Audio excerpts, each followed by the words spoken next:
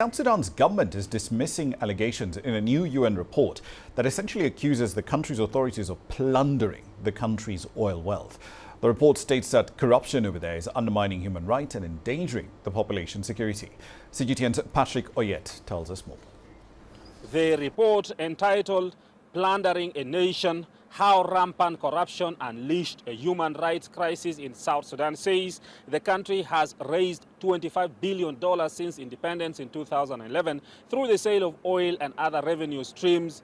But it says the money has not had a significant positive impact on the economy. The report further says corruption is entrenched, and this is seen in the massive off-budget diversion of oil revenue and the privatization of non-oil revenue collections. The Commission says corruption is a human rights issue, and that by diverting national resources, it is effectively depriving the state of its ability to fulfill its core human rights obligation. South Sudanese people are reacting to the report.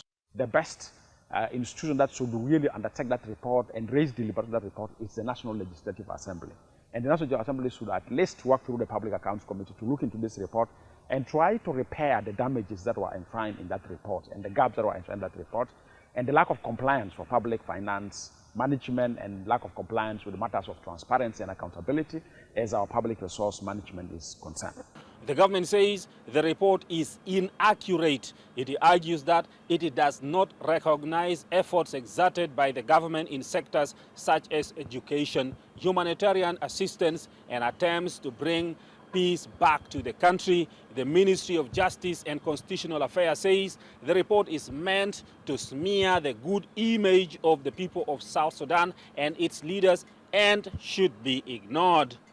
The UN Commission on Human Rights says its report seeks to ensure that the state is able to protect and fulfill the rights of its citizens and is calling for action to be taken to address these issues.